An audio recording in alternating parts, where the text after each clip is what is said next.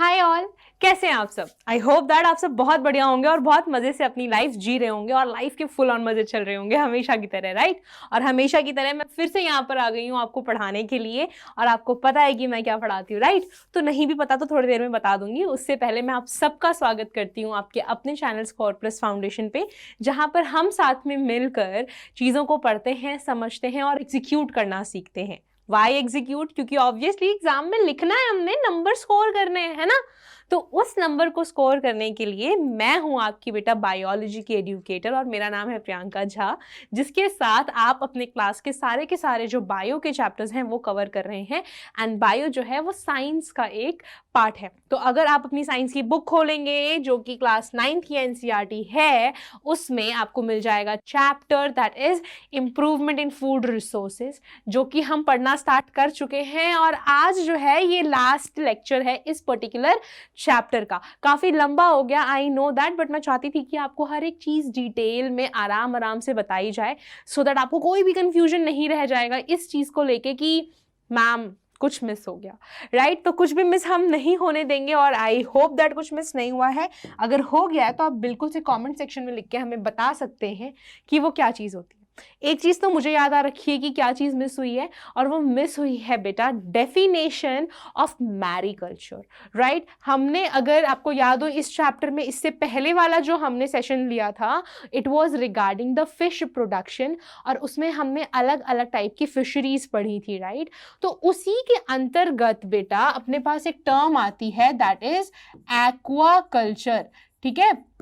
तो एक्वाकल्चर, देखो एक्वा से क्या मतलब होता है, एक्वा से आप सिंपली डिराइव करेंगे वर्ड दैट इज एक्वाटिक, ठीक है। और एक्वाटिक क्या होता है, जो कि वाटर से रिलेटेड हो। अब वाटर में हमें बेटा प्लांट्स भी मिल जाते हैं और वाटर में ही हमें एनिमल्स भी मिलते हैं। और एनिमल्स कौन से मिलते हैं हमें, यूजुअली फिशेस जो हैं वो मिलती हैं। तो जब हम बात करते हैं वाटर में रह रहे प्लांट्स और फिशेस की प्रोडक्शन की बेटा, तो वो एज अ होल टर्म किए जाते हैं एक्वाकल्चर में। एंड इसी एक्वाकल्चर में तो ऑब्वियसली अपने पास फ्रेश वाटर भी आ जाएगा, है ना, मतलब जो नॉर्मल वाला पानी होता है वो भी आ जाएगा और मेराइन वाटर भी आएगा। अब मैंने आपको क्या बोला कि हमारे पास कौन सी चीज मिस हो गई थी, इट वॉज मैरीकल्चर, राइट। तो मैरीकल्चर वर्ड कहां से आएगा, it will come from this marine water, right. तो बेटा जी जब हम मेराइन वाटर में रह रहे फिशेस की कल्चर की बात करते हैं, इन मछलियों को पालने की बात करते हैं, तो उस टेक्निक को हम कहते हैं मैरीकल्चर। और ये जो है ये हमारा पिछले सेशन का एक पार्ट है जो रह गया था, और आई थॉट कि चलो आपको स्टार्टिंग में ही बता दिया जाए सो दैट जो मिस हो गया है वो कवर हो जाएगा, राइट। इसके अलावा इफ यू फील कि कुछ मिस हो गया है, डू लेट अस नो, हम वो भी आपको टाइम पे कवर करा देंगे, है ना। तो अब थोड़ी सी डिस्कशन कर लेते हैं इसी चैप्टर के बारे में। तब तक इस लिखी हुई चीज को थोड़ा सा ठिकाने लगा देते हैं, क्योंकि मुझे लग रहा है ये बीच में आ रहा है एंड इट कैन क्रिएट थोड़ा सा disturbance in the content. Yes, यहाँ पे ये सबको विजिबल होगा, या तो हमने यहाँ पे इसे लगा दिया है। तो ये हमने मिस किया था। और जब हम बात करते हैं बेटा अपने इंप्रूवमेंट इन फूड रिसोर्सेज की, तो अब तक तो मुझे लगता है ना सबको याद हो गया होगा कि हमने इस चैप्टर में एक्चुअल में पढ़ा क्या है। तो इंप्रूवमेंट इन फूड रिसोर्सेज में हमने दो तरीके की फूड रिसोर्सेज की बात करी थी। वन वॉज द क्रॉप में अपनी बेटा खेती बाड़ी की बात होती है, प्लांट्स की खेती बाड़ी की बात होती है, जिसके अंदर हमने टाइप्स ऑफ क्रॉप्स देख लिए, अलग अलग सीजन्स देख लिए, इनकी वेराइटी इंप्रूवमेंट की बात करी, प्रोडक्शन इंप्रूवमेंट की बात करी, इनकी प्रोटेक्शन की हमने बात करी। एंड लास्टली फिर हमने स्टार्ट किया था अपने एनिमल हस्बेंड्री से, जिसे हम लाइव स्टॉक कीपिंग भी कह सकते हैं। और एनिमल हस्बेंड्री में बेटा हमने कुछ एनिमल्स की बात करी कि उनको हम कैसे रख सकते हैं, राइट। तो अगर आपको याद आ रहा हो तो मेरे साथ साथ देखिए, आप भी बोल सकते हैं कि मैम हमने कैटल की बात करी थी, यानी कि गाय भैंस को कैसे पालना है, हमने वो बात करी थी, राइट। और इसके बाद हमने बेटा बात करी थी अपनी फिशेस की। फिशेस के अलावा हमने पोल्ट्री की बात करी थी, राइट। और आज हम रह रहे हैं अपने लास्ट एनिमल के साथ, जो कि पता नहीं एनिमल है भी या नहीं, इट्स बेसिकली द इंसेक्ट, जिसे हम कहते हैं मधुमक्खी, जो कि क्या बनाती है, हनी बनाती है, राइट। तो हनी बी की हम बात करने वाले हैं, हम बी कीपिंग की बात करने वाले हैं। हम देखेंगे कि हम कैसे हनी बी को रख सकते हैं और क्या क्या चीजें उससे रिलेटेड है, राइट। तो I hope that you are equally excited for the chapter, क्योंकि आज पहली बात लास्ट चैप्टर है, लास्ट चैप्टर भी बोल सकते हैं, क्योंकि बायो के साथ आपका जो है खत्म हो जाएगा। इस चैप्टर के साथ आपका बायो का syllabus will be done. Apart from this, ये इस चैप्टर का भी लास्ट सेशन है, राइट। एंड इसके अलावा बी कीपिंग की बात हो रही है यार, मधुमक्खियों को पालने की बात हो रही है। यस, वो मधुमक्खी जो हमें आके डंक देके जाती है, जहां काट जाए वो एरिया एकदम सूज जाता है।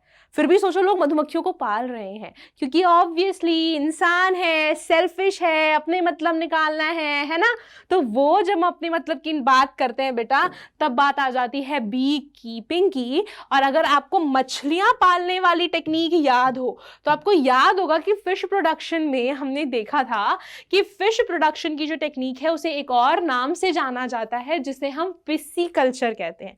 वैसे ही अगर हम बी कीपिंग की बात करें, बी कीपिंग को एक और नाम से जाना जाता है, दैट इज एपीकल्चर।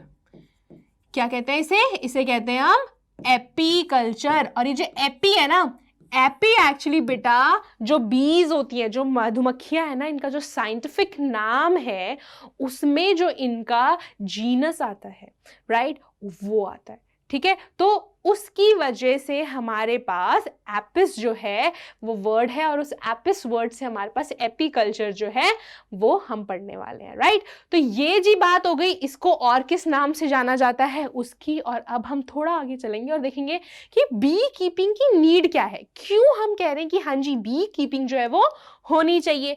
तो जब बी कीपिंग की बात हो रही है, तो इसको देखो, सबसे पहले तो बहुत कम पैसा लगता है इसके अंदर।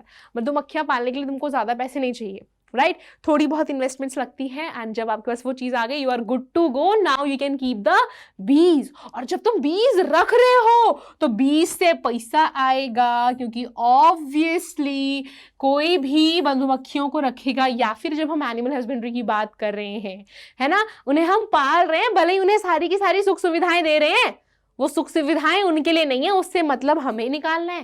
कैटल को रखा है तो हमें उनसे दूध चाहिए, पोल्ट्री रखा है तो हमें उनसे अंडे और मीट चाहिए, मछलियों से भी हमें मीट चाहिए, इसीलिए हमने उन्हें रखा है।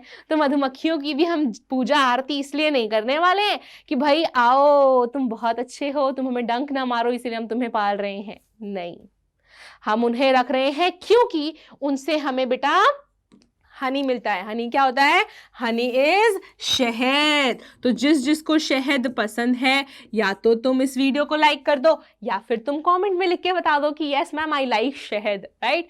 शहद हो गया बेटा। इसके अलावा वैक्स देखो, जैसे कि बहुत अगर हम कॉस्मेटिक्स की बात कर रहे हैं, यानी कि ब्यूटी प्रोडक्ट्स की बात कर रहे हैं, वहाँ पे भी जो वैक्स है वो यूज़ होती है। और जो बीज से हमें वैक्स मिलती है, इसे हम यूजुअली बीज वैक्स भी कहते हैं, ठीक है। और वैसे ना बीज वैक्स एक और टाइप की होती है, अगर आपको आइडिया है तो आप कमेंट सेक्शन में लिख के बताइए कि वो क्या होती है, राइट। और इसी चीज़ के लिए हम बीज को पालते हैं, और इससे ना फार्मर्स का बहुत ज़्यादा फायदा हो जाता है, क्योंकि ऑब्वियसली उन्हें एक एडिशनल इनकम जो है वो मिल जाती है। मतलब खेती बाड़ी तो वो कर ही रहे हैं, साथ में मधुमक्खियाँ पाल ली, तो उससे उन्हें एक्स्ट्रा इनकम मिल जाती है। और चाहिए है ना, हमारे पास तो बहुत तरीके हैं पैसे कमाने के। फार्मर्स जो है बेटा, उनकी इनकम बहुत रेस्ट्रिक्ट हो जाती है, क्योंकि जितनी वो फसल उगाते हैं उसके हिसाब से उन्हें बहुत कम पैसा मिलता है, राइट। तो ऑब्वियसली उन्हें अलग अलग मेथड्स ढूंढने पड़ते हैं उन्हें रखने के, है ना। अब किन्हें रखने के, भाई मधुमक्खियों की बात हो रही है ना, कितनी क्यूट सी मधुमक्खी है यहाँ पे। तो जब हम मधुमक्खी की बात करते हैं तो हमारे पास अलग अलग टाइप की जो है मधुमक्खियां वो है ना। अब तक हमने जो भी एनिमल हस्बेंड्री की बात करी है, तो उसमें हमने अलग अलग वेराइटीज़ देखी है। हमने एग्जॉटिक ब्रीड्स देखी हैं, हमने इंडिजिनस ब्रीड्स देखी हैं, उसमें हमने एग्जाम्पल्स की भी बात करी है। वैसे ही मधुमक्खी जो है ना, वो भी अलग अलग तरीके की होती हैं। जो अपनी इंडियन बी है, जो पीली वाली मधुमक्खी होती है ना, पीले रंग की होती है जो इंडियन बी है, अगर मैं लिख दूं यहाँ पे पीले रंग की, या फिर अगर किसी को हिंदी नहीं समझ आए तो हम लिख देते हैं यहाँ पे येलो कलर वाली जो बी होती है ना, जो बहुत कॉमनली दिखती है, उसको बेटा कहते हैं Apis Serena indica. Apis Serena indica ये उस मधुमक्खी का साइंटिफिक नाम है। कॉमन भाषा में आप इसे इंडियन बी कह सकते हैं। इसके अलावा हमारे पास है रॉक बी। अगेन ये जो ए है it stands for Apis, right. So Apis dorsata जो है ये रॉक बी का साइंटिफिक नेम है। देन हमारे पास लिटिल बी है, कितना क्यूट नाम है ना। लिटिल बी जो है बेटा ये एपिस फ्लोरी है, राइट, एपिस फ्लोरी। देन हमारे पास है एक इटालियन बी। इटालियन बी को हम क्यों पालते हैं ना, इसके मैं बताऊंगी आपको क्या क्या फायदे हैं। उससे पहले आप इसका नाम जान लीजिए। It is Apis mellifera, Apis mellifera. तो अगर आपने एक चीज नोटिस करी हो तो यहाँ पे देखो सारे के सारे साइंटिफिक नेम्स हैं जो कि मैंने आपके सहूलियत के लिए ग्रीन कलर में डलवा दिए हैं, सो दैट आपको पता लग जाएगी ठीक है ये साइंटिफिक नेम्स है। इसके साथ अगर आप नोटिस कर रहे होंगे सारे के सारे नाम बेटा इटैलिक्स में लिखे हुए हैं। तो वैसे तो टाइपिंग में हमारे पास ऑप्शन होता है कि हम जो है इसका फॉन्ट चेंज कर सके, राइट, इसे नॉर्मल रख सकें, बोल्ड कर सकें या इटैलिक्स में कर सकें। बट जब हम अपने हैंड राइटिंग की बात करते हैं तो ऑब्वियसली हमें इटैलिक्स लिखने नहीं आती। तो जब आप ये नाम लिखेंगे तो आपको क्या करना है कि आपको इन मधुमक्खियों के नाम के नीचे अंडरलाइन करना है। जैसे लेट्स से अगर मैं रॉक बी का नाम लिख रही हूं दैट इज एपिस डॉर्सेटा, तो देखो भाई मेरी हैंड राइटिंग तो कहीं से भी इटैलिक्स के आसपास नहीं आती। बट अब साइंटिफिक नेम है उसके लिए कुछ रूल्स है, तो वो रूल ये कहता है कि आप इन दोनों वर्ड्स को अलग अलग अंडरलाइन करेंगे, ठीक है। दूसरी चीज, जब आपने ये लिखा है तो जो पहला आपका बेटा वर्ड है उसका पहला अल्फाबेट कैपिटल होगा, दूसरे वर्ड का जो पहला अल्फाबेट है वो स्मॉल होगा, राइट, क्योंकि इनमें से एक स्पीशीज है दूसरा जीनस है। So this is how you actually take care of the things जब हम बात करते हैं साइंटिफिक नेम लिखने की, राइट। तो ये जो है ये तो हो गई साइंटिफिक नेम कैसे लिखना है उसकी बात। इसके अलावा अगर हम इटालियन बी की बेटा बात करते हैं तो ये काफी ज्यादा यूजफुल साबित हुई है जब हम बात करते हैं हनी प्रोडक्शन को बढ़ाने की। हनी प्रोडक्शन बढ़ाने में जो इटालियन बी है वो बहुत अच्छी साबित हुई है। और इसके अलावा इटालियन बी काफी अच्छी है भाई, बहुत फायदे हैं इसके। फायदे एज इन पहली चीज, जो इटालियन बी है इसका बहुत अच्छा हनी कलेक्शन कैपेसिटी है। तो कलेक्शन तो हम क्या ही बोले, पहले क्या होता है कि ये जो हनी होती है, हनी क्या, हनी बी होती है, जो बी होती है ये जाती है बेटा ऑर्किड्स में। ऑर्चर्ड क्या होते हैं, ऑर्चर्ड बेटा ये वो एरियाज होते हैं जहाँ पे काफ़ी सारे फ्लावर्स मिल जाए। अब इस ऑर्चर्ड में जाके फूलों में क्या प्रेजेंट होता है, फूलों में प्रेजेंट होता है नेक्टर। तो ये जो बीज होती हैं ये ऑर्चर्ड में जाके नेक्टर लेती हैं, ये वापस से कहाँ आ जाएंगी, अब उड़ के आ जाती हैं अपने बी हाइव में। बी हाइव क्या होता है, मधुमक्खी का जो छत्ता होता है, राइट। तो मधुमक्खी, थोड़ा सा स्पेलिंग रॉन्ग हो गया, यस, जो मधुमक्खी है अपनी, मधुमक्खी का जो छत्ता होता है ना उसको हम बी हाइव कहते हैं। और मधुमक्खी अपने छत्ते में आके क्या बनाती है, हनी बनाती है, राइट, हनी मेकिंग। सो अब ये जो हनी होता है पता है कैसे बनाती है, ये जो इसने नेक्टर लिया है वो अपने मुंह में सक करके लाती है ना, जो उसके पास स्टिंग होती है उसके थ्रू ये सक करती है एंड देन इसके मुंह में रहता है। फिर वो क्या करती है, मुंह में उसको बार बार च्यू करती है, देन वापस से निकालती है and then again the bee takes it in his और हर माउथ एंड देन उसको वापस से च्यू करती है, वापस निकालती है। जब बार बार ऐसा करती है तो हनी जो है वो बन जाता है एंड देन ये इसको अपने छत्ते में कलेक्ट करके रखती है, राइट। तो ऐसे करके बनता है बेटा अपना पूरा का पूरा हनी, और इस हनी से हम करते हैं क्या, पैसे कमाते हैं। हम तो भाई अच्छी हेल्थ लेते हैं क्योंकि हम हनी खरीद के लाते हैं, बट जो लोग मधुमक्खियों को पाल रहे हैं वो उनसे पैसे कमाते हैं, है ना। और पता है हनी एक ऐसी चीज है, एक जीके की चीज, हनी का शेल्फ लाइफ बहुत ज्यादा होता है, मतलब 2-3 हजार साल तक भी हनी खराब नहीं होगा, है ना। फिर बोलोगे कि मैम हम जो हनी खरीद के लाते हैं अलग अलग ब्रांड के उस पे तो लिखा रहता है कि भाई ये जो है इतने दिनों में एक्सपायर हो जाएगा, वाई सो। तो बेटा जी जो आप हनी लेके आ रहे हैं ना वो प्योर हनी नहीं है, उसके अंदर शुगर एडेड होता है, उसके अंदर प्रिजर्वेटिव्स एडेड होते हैं। तो वो जो एक्सपायरी डेट है ना वो उस प्रिजर्वेटिव की है कि इतने दिनों में ये प्रिजर्वेटिव जो है ये खराब हो जाएगा। जब प्रिजर्वेटिव खराब तो क्योंकि वो हनी में मिला हुआ है तो तुम्हारा हनी भी खराब हो जाएगा। अदरवाइज हनी की कोई एक्सपायरी डेट एज सच नहीं है। And same goes for water as well. पानी का भी कोई एक्सपायरी डेट नहीं होता, लेकिन जिस बॉटल में वो रखी हुई है, क्योंकि वो बॉटल प्लास्टिक की बनी हुई है, तो एक टाइम बाद वो प्लास्टिक खराब हो जाता है और वो अपने केमिकल्स रिलीज करने लग जाता है, तो अल्टीमेटली वो पानी को खराब कर देता है। ठीक है, सो आई होप दैट ये information was helpful for you. अब थोड़ा सा और आगे चलते हैं और जानते हैं कि और इटालियन बी के क्या क्या फायदे हैं। तो इटालियन बी जो है भाई, ये थोड़ा बाकी मधुमक्खियों के कंपैरिजन में कम काटती है। जैसे मधुमक्खियां होती है ना, डंक मार के जाती है, तो इटालियन बी जो है बाकी मधुमक्खियों के कंपैरिजन में थोड़ा कम डंक मारती है ना। इसके अलावा ये जो है, ये हमेशा एक जो इसका सिंगल बी हाइव है उसमें काफी दिनों तक रहती है। मतलब कि लेट्स से इसने एक मधुमक्खी का अपना छत्ता बनाया, तो ये उसी बी हाइव में काफी लंबे टाइम तक, काफी महीनों तक रहती है।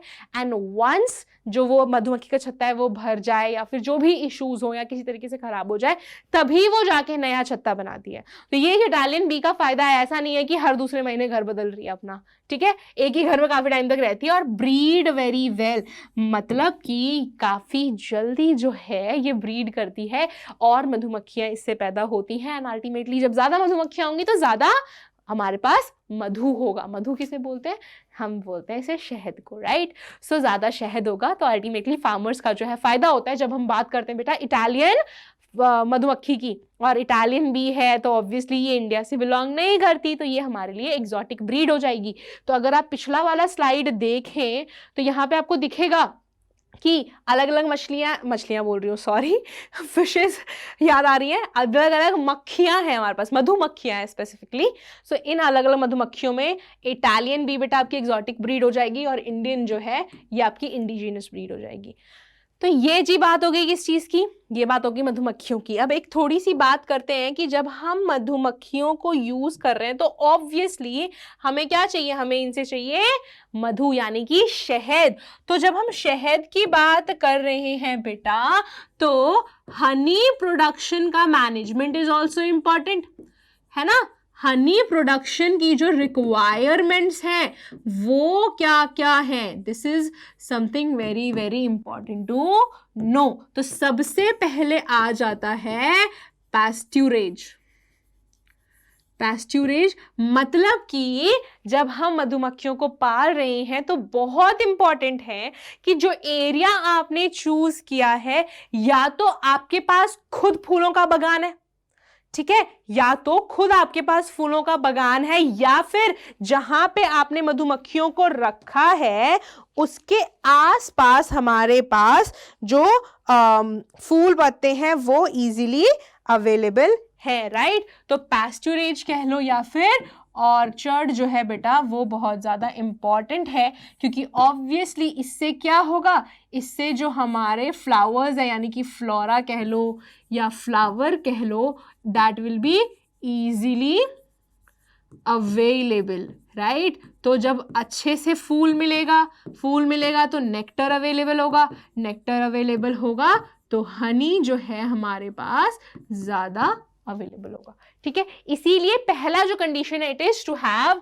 पैस्ट्यूरेज या फिर ऑर्किड अच्छे कंडीशन में। देन बेटा अपने पास है बी हाइव। क्योंकि मधुमक्खियों को हम पाल रहे हैं तो हम मधुमक्खियों को ना इतना कष्ट नहीं उठाने देते कि तुम अपनी मधुमक्खी का छत्ता खुद बनाओ। तो हम क्या करते हैं कि हम ना बी हाइव्स बनाते हैं, मतलब कि ज्यादातर ना वो देखो ऐसे स्क्वायर शेप के होते हैं, इस पे ऐसे जाली जैसा बना हुआ होता है, राइट। और ये मधुमक्खियां खुद बनाएंगी, इनको हम एरिया अवेल करा देते हैं, इसमें वो अपना छत्ता बनाएंगी। और जैसे कि उन्हें हमने छोड़ दिया ऑर्चर्ड वगैरह में, तो क्योंकि उन्हें पता है कि मेरा छत्ता यहाँ है तो वो जाएंगी, नेक्टर लेके आएंगी। लेट्स से हमने यहाँ पे एक फ्लावर जो है वो रख दिया, तो मधुमक्खी बेटा यहाँ पर आएगी, इससे वो क्या करेगी?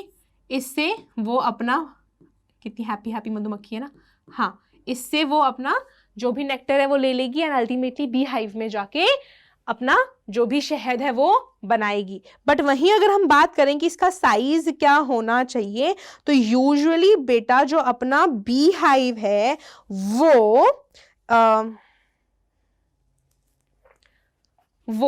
46 सेंटीमीटर बाई 23 सेंटीमीटर तक होता है, लगभग यही साइज होता है बी हाइव का। And all over the world यही वाला जो साइज है वो फाइंड किया जाता है और यही यूज़ किया जाता है। इसके अलावा अगर हम बोलें तो एपियरी यानी कि जो अपना वही ऑर्चिड का लोकेशन है, it is very important. Apiary location मतलब कि जो मधुमक्खियाँ हैं ऑब्वियसली वो नेक्टर लाके हनी बनाने वाली हैं, तो अगर उसके नेक्टर लाने की जगह और इससे हनी बनाने वाली जगह यानी कि फूल और जो इसका बी हाइव है वो काफी दूर है, तो इसको प्रॉब्लम होगी, राइट। तो हम ट्राई करते हैं कि जो इसका बी हाइव है, बी हाइव से बेटा जो ऑर्चिड का डिस्टेंस है वो सब कम से कम मतलब ज़्यादा से ज़्यादा 2 से 3 किलोमीटर ही हो, ताकि इन्हें बहुत दूर ना जाना पड़े, क्योंकि लोकेशन जो है वो बहुत ज़्यादा इंपॉर्टेंट रोल प्ले करता है जब हम हनी प्रोडक्शन की बात करते हैं, राइट। तो इसके लिए this is something important. Next बेटा आ जाता है अपना हनी फ्लो सीजन, राइट। अब जो मधुमक्खियां हैं ऑब्वियसली वैसे तो ज़्यादातर टाइम वो पूरे साल हनी बना सकती हैं, लेकिन हनी बनाने के लिए फूल भी तो अवेलेबल होने चाहिए ना। तो साल में कुछ टाइम ऐसा होता है जब बहुत सारे फूल जो हमारे पास अवेलेबल होते हैं, जब बहुत सारे फ्लावर्स हैं, राइट, जब हमारे पास लॉट्स ऑफ फ्लावर हैं, तो उस टाइम पे हनी प्रोडक्शन जो है बेटा वो बढ़ जाती है, राइट। और जब हनी प्रोडक्शन बढ़ गई तो पैसा ही पैसा, मतलब कि जो फार्मर्स हैं उनको काफ़ी अच्छे अमाउंट में हनी मिल जाता है और वो आराम से बेच सकते हैं। तो ये थे कुछ फैक्टर्स जो कि इम्पॉर्टेंट हैं जब हम हनी प्रोडक्शन की बात कर रहे हैं, और इन्हें ध्यान में रखना इज़ इम्पॉर्टेंट, क्योंकि ऑब्वियसली इन्हें ध्यान में रखेंगे तो अच्छी खासी हमारे पास हनी जो है वो मिल जाएगी। एंड सेम उनका जो हनी बी का अपना बी हाइव होता है, उसी से बेटा हम वैक्स भी बनाते हैं और उस वैक्स से हम कैंडल्स बना सकते हैं, राइट। कैंडल्स के अलावा ये कॉस्मेटिक्स में यूज़ होता है, जो अपने ब्यूटी प्रोडक्ट्स होते हैं उनमें यूज़ होता है। तो ये वैक्स के कुछ यूजेस हैं, और इसी के साथ इस क्यूट सी मधुमक्खी को हम बाय बोलने वाले हैं, क्योंकि हमने इस मधुमक्खी के बारे में पढ़ लिया है और हमने पढ़ लिया अपने पूरे के पूरे चैप्टर के बारे में। और अगर आपको इन सब के नोट्स चाहिए तो you need to download the score plus app, जो कि आपको गूगल प्ले स्टोर पे मिल जाएगा। इसके अलावा आप हमें फॉलो कर सकते हैं हमारे टेलीग्राम चैनल पे, सो दैट आपको टाइमली सारे के सारे अपडेट्स जो हैं वो मिलते रहें, ठीक है। और इसी के साथ मैं यहाँ पे एंड करती हूँ आज का अपना सेशन। दोबारा से मिलेंगे, तब तक के लिए प्लीज़ अपना ख्याल रखिएगा। So stay happy, healthy and safe and take care of yourself. Bye bye.